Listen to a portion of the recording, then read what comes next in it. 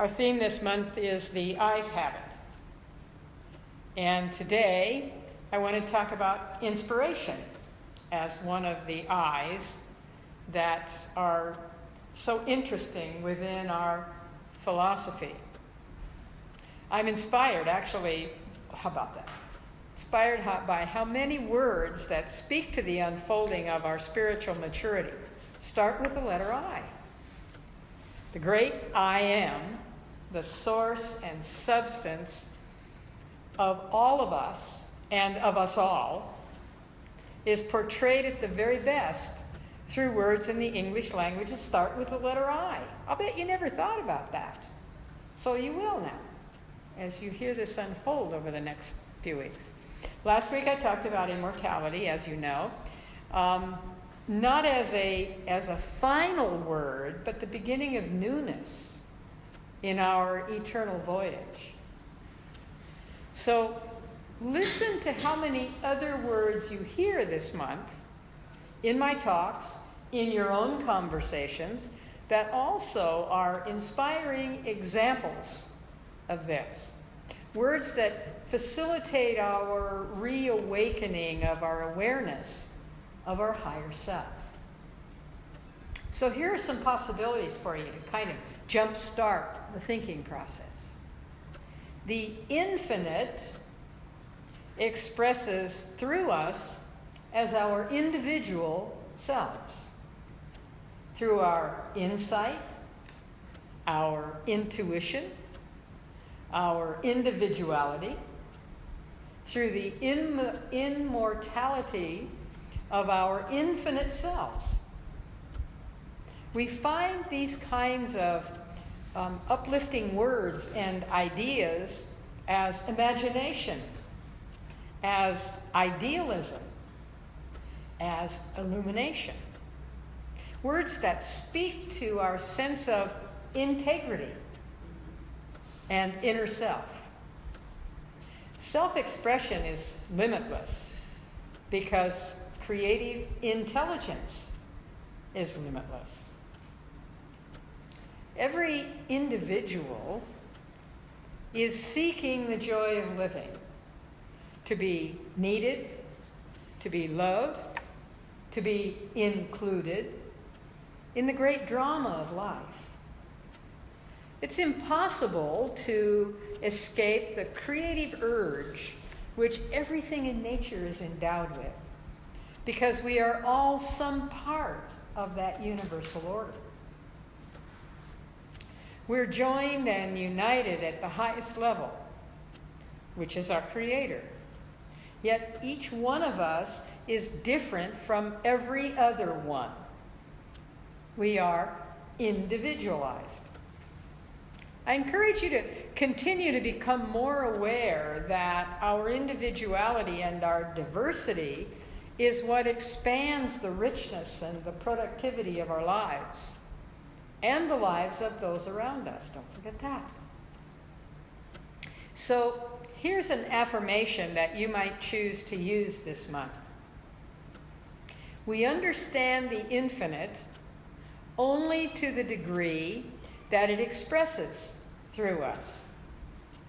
Or you can personalize that, if you wish, to I understand the infinite only to the degree that it expresses through me. And another quote from Ernest Holmes: it becomes to us that which we believe it to be. Or, personalized, it becomes to me that which I believe it to be. So inspiration is a big idea when you really begin to think on that. What a big idea that really is. I find Dr. Holmes' quotes, or his words in those quotes, so inspiring.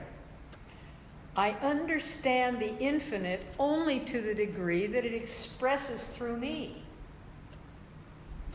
It becomes to me what I believe it to be. And he talks about this in the Science of Mind text and in several of his other books as well, when he says, You understand God. As you become that which God is, you begin to actually express those qualities of being, those attributes that we talk about all the time. You begin to live that. God as a concept begins to expand in your consciousness. You begin to see how infinite it actually is. That's work. Oh, it's blessed work. It's not difficult work, but it's work to address our thoughts and direct our thoughts and internalize them so that we are becoming more aware of who and what we truly are. So Holmes' quote to me, it becomes to me that which I believe it to be, and that it expresses by means of me. That quote says to me that when I embrace a big God, a big higher self, a big eternal energy, I become an amazingly big person. Not necessarily big in physical size, because my joy of eating takes care of that, and not in the sense of overpowering others, but big in the sense of expanding my own ideas, my own skills, my own spirituality. Big in the sense of putting on the Christ, accepting that Christ consciousness within my own consciousness. It's of no value until I accept it within my own consciousness and express it. Big in the sense of surrendering a limited sense of life to the divine realization of wholeness and unity. First with God, and then that begins to expand on the human level where I presently practice those qualities. When we have high spiritual self-esteem, think about that phrase. That might be something to meditate on. High spiritual self-esteem. When we have that, our lives manifest abundantly. And when things go wrong, we don't just sit around and pout or do the poor me victim thing. We have a strong place within us that knows we are more than our circumstances. So, what is inspiration anyway? What do we mean by this, what I consider to be a lovely sounding word, inspiration? By definition, inspiration is a stimulus. It's a prompting. It's a divine influence. But did you know the origin of the word inspire is to inhale or breathe in, as in inhale and exhale, inspiration and expiration. Think of that. How many times in your lifetime do you suppose you're going to breathe in? That is, take a breath. We're doing it right now. And right now. And right now. It's automatic. It's ongoing. It's what this life is all about. You may decide to concentrate on your breathing like when you call to center yourself before meditation and to come into the present moment, and that is a conscious action that you're taking. And then as you go on into your meditation or into your spiritual mind treatment or whatever else is a part of your spiritual practice, your mind shifts away from that. But it doesn't go away. It's constantly unfolding, inhaling and exhaling, drawing in that breath of life and releasing it. And what happens when you release it is all kinds of things around you are handling that in a way that enables you to breathe it in again, and it works for you. You know, it's the oxygen, carbon dioxide exchange between you and plants, for example. So it's all part of this incredible circle of life, cycle of life, the constant law of circulation at work, where this is concerned too. So, in a spiritual sense, the same thing is true. There's a song in New Thought that goes like this: God's love is all around us. God's love is within us. By the same token, inspiration is all around us. Inspiration is within us. We're taking it in and we're giving it out all the time, just like we are breathing in and breathing out. It's automatic. It's ongoing. And that's what this life is all about. How many times in a lifetime do you suppose you can be inspired? Well, how many breaths are you going to take in a lifetime? At least that many. So let's use inspiration as a tool for self-development. Going back to Holmes' quote, we understand the infinite only to the degree that it expresses itself through us. It becomes to us what we believe it to be. Understand that there's a power for good in the universe, and you can use it. These were one of the first, they may have been the first words that Holmes ever recorded in a broadcast.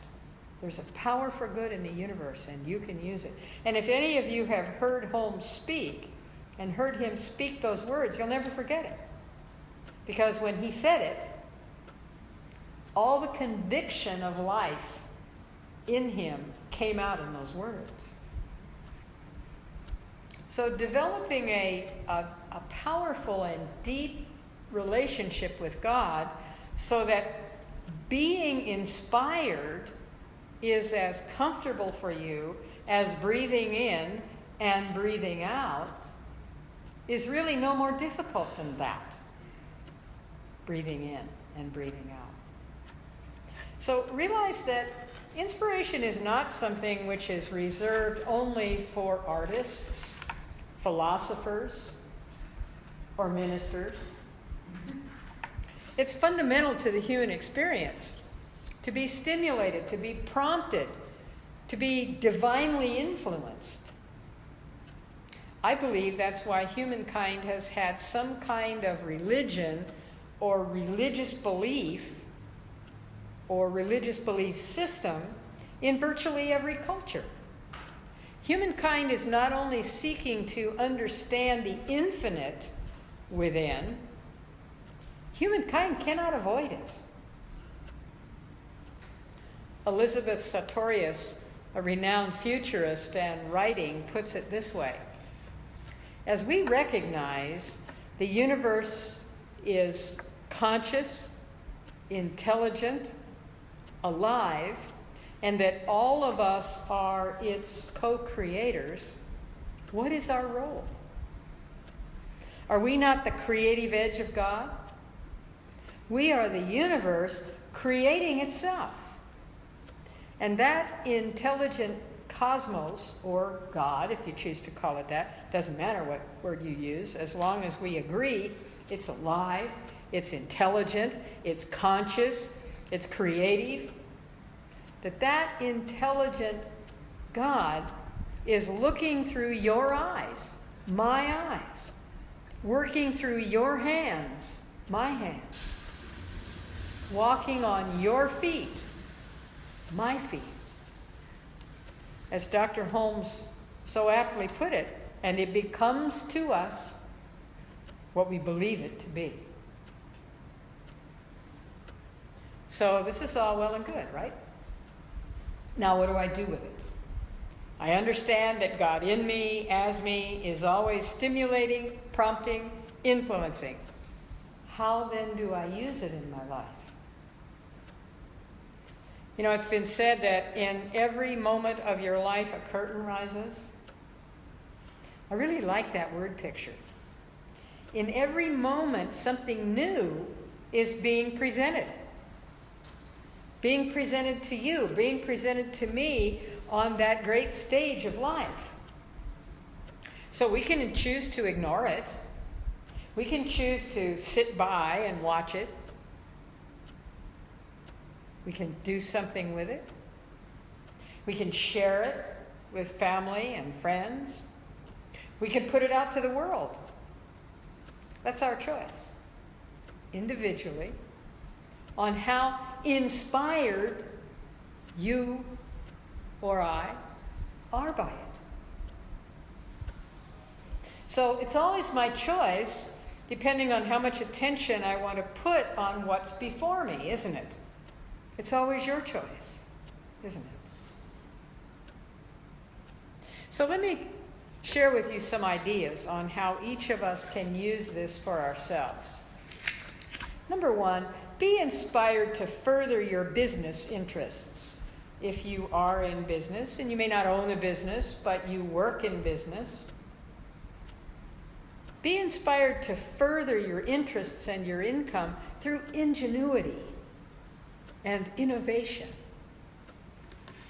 Be inspired to broaden your circle of friends and personal connections through demonstrating integrity and intention in your relationships.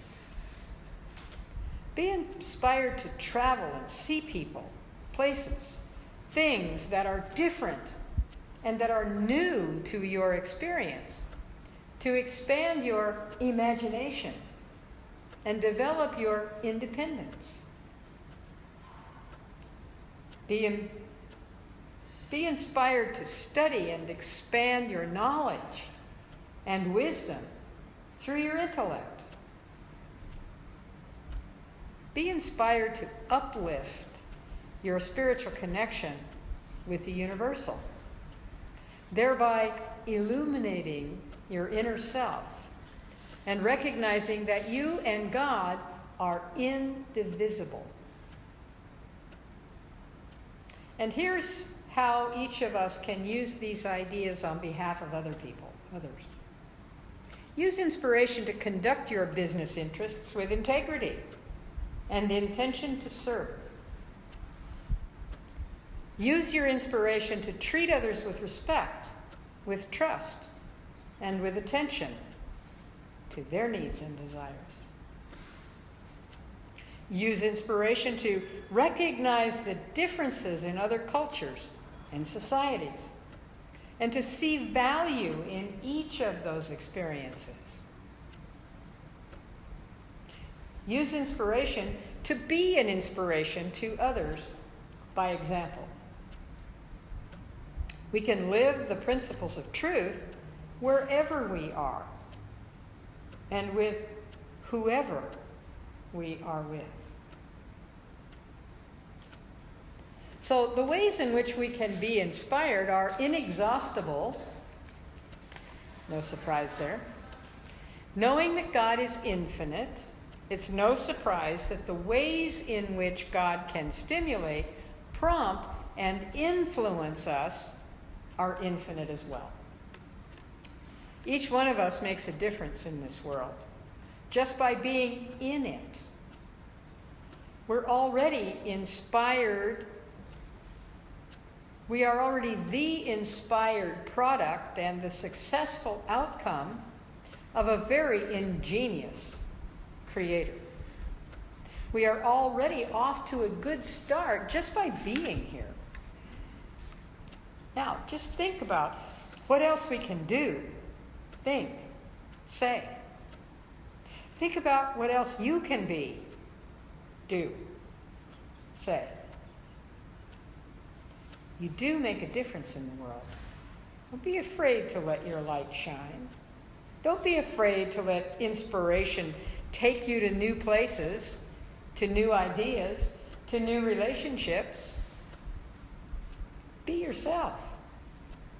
You're very good at it. And so it is.